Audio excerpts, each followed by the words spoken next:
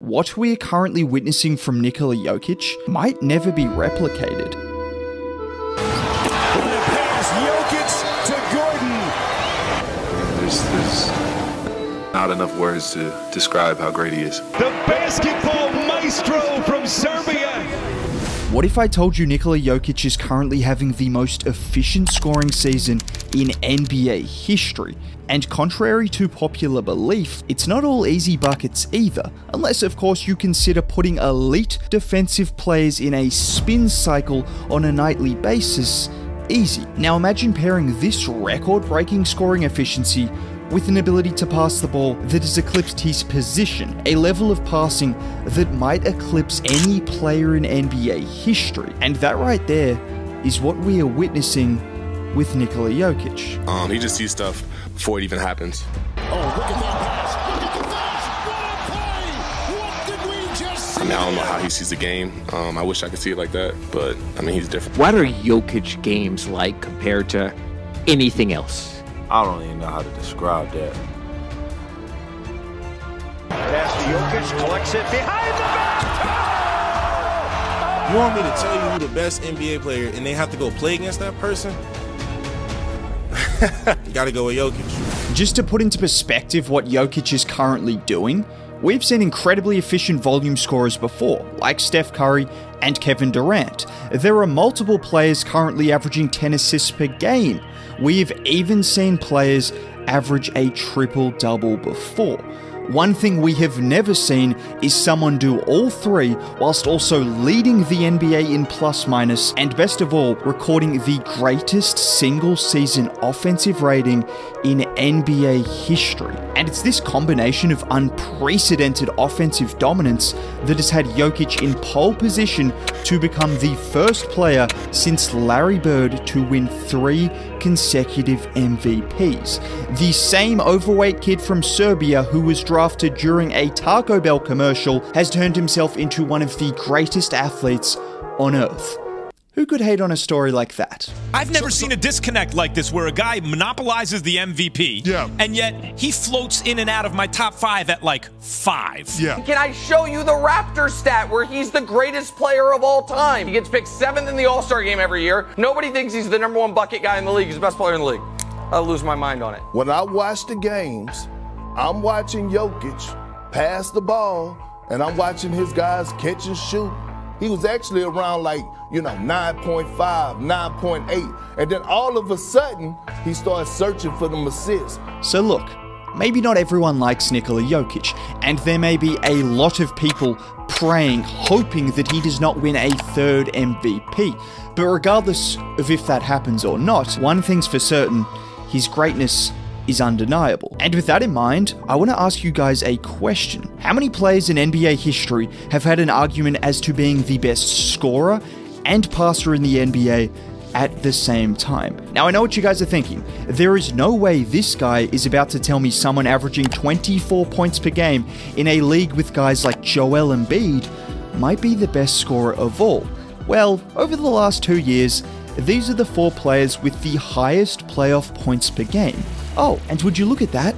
The efficiency merchant, the guy that only takes easy shots, is shockingly the most efficient of the 4, whilst averaging over 30 points per game across 15 different playoff games. But outside of the numbers looking incredible as always, I just want you to ask yourselves this. How many players could do this against the best team in the league on an injured hamstring? Morris. Tracked by Curry. Here comes Jokic. Turning the corner. Leaning in and putting it down. They played well. Jokic thought about it. Guarded by Draymond. One-on-one. Jokic is going to fire. And he buries it. Jokic to the cup. Puts it down again. And the reigning MVP starting to put Denver on his back again. Jokic coming back for more. Just look at the Warriors bench reacting to what they are witnessing. They are shaking their heads because Jokic did not miss down the stretch. You know what makes it even funnier? This right here was the one wasted possession from the final few minutes. A no-look, perfect behind-the-back pass to Gordon. Yeah, this isn't just a playoff thing either. March 5th, 2022.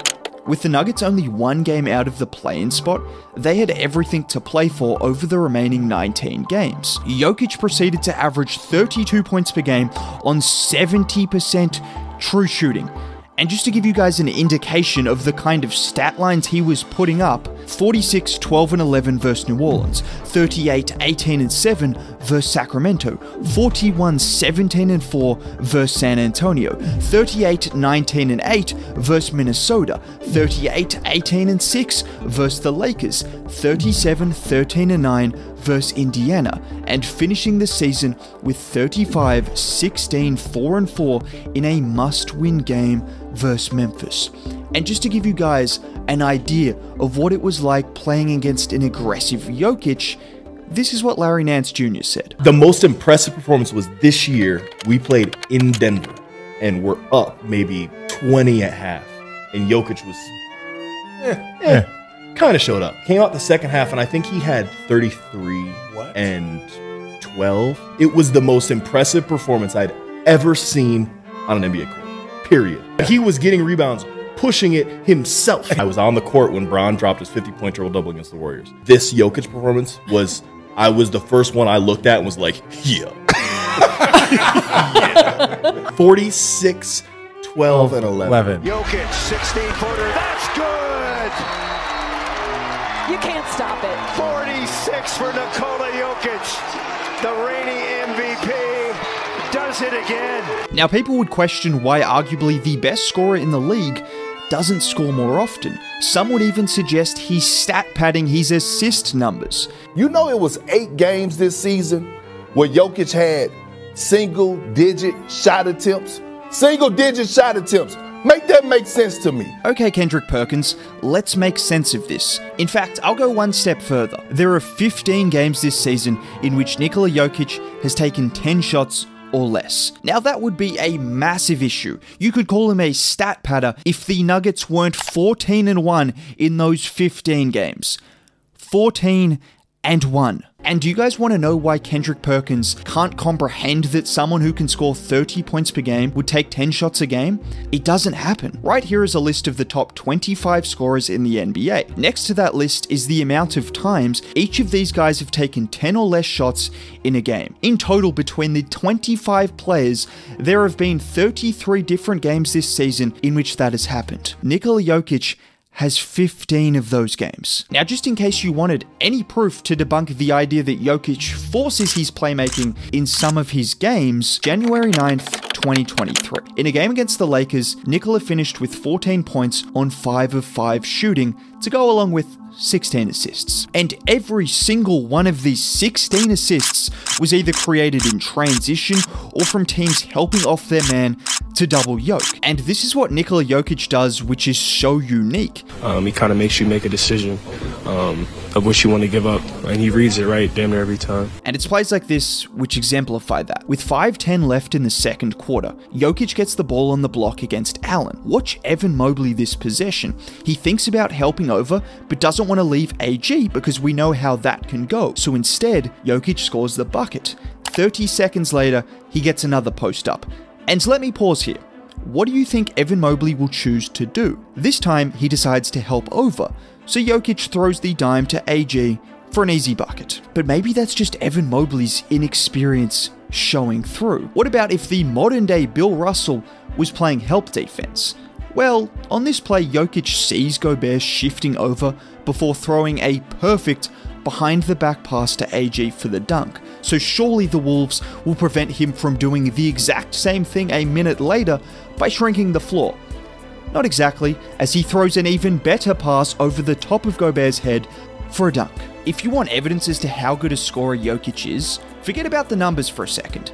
This is the best passer in the league, and teams still help over on him from all spots on the floor, knowing he'll probably make the right pass, but just hoping the player he passes to doesn't hit the shot. And when I say all spots on the floor, Jokic is a threat from everywhere, because contrary to popular belief that he only takes easy shots, there are 2 people in the NBA that shoot 50% from every distance within the 3-point line. Those 2 players are Kevin Durant and Nikola Jokic. One of those players is considered the greatest scorer of all time, the other is considered an efficiency merchant.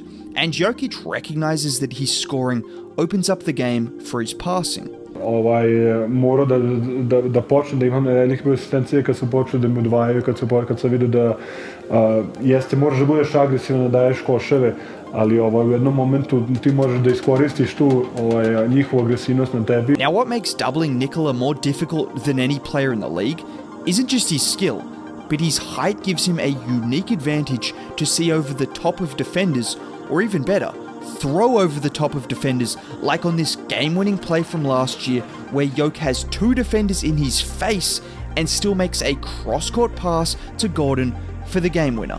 Or how about using his size to run pick and rolls as a 7-foot center, like on this play.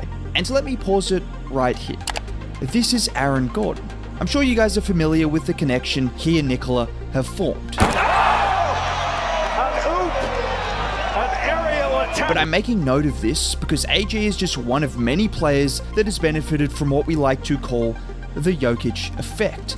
As you can see from these stats, despite having a very, very slight decrease in overall production, AJ has gone from being considered an inefficient and confusing offensive player to dominating inside with his athleticism and feeding off Jokic's ability to draw 2 defenders in the paint, to the point he was even in all-star conversations this season. And AJ isn't the only player to benefit from Jokic's generational playmaking.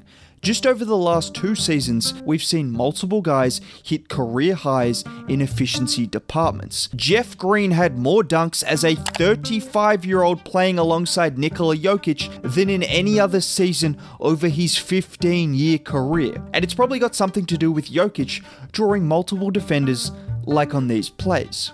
But this goes much deeper than just a couple of easy buckets for Gordon and Green. I'm sure everyone is familiar with the numbers that show how much better Denver are with Jokic on the floor versus off the floor. But there's one stat in particular that needs to be highlighted, and that is the assist percentage of the Nuggets with versus without Jokic. For anyone wondering, assist percentage just refers to the amount of points that are scored from assists, so not just from Jokic passes, but non-isolation buckets. With Jokic on the floor, 71% of the Nuggets' buckets are scored off assists, which would be first by a mile.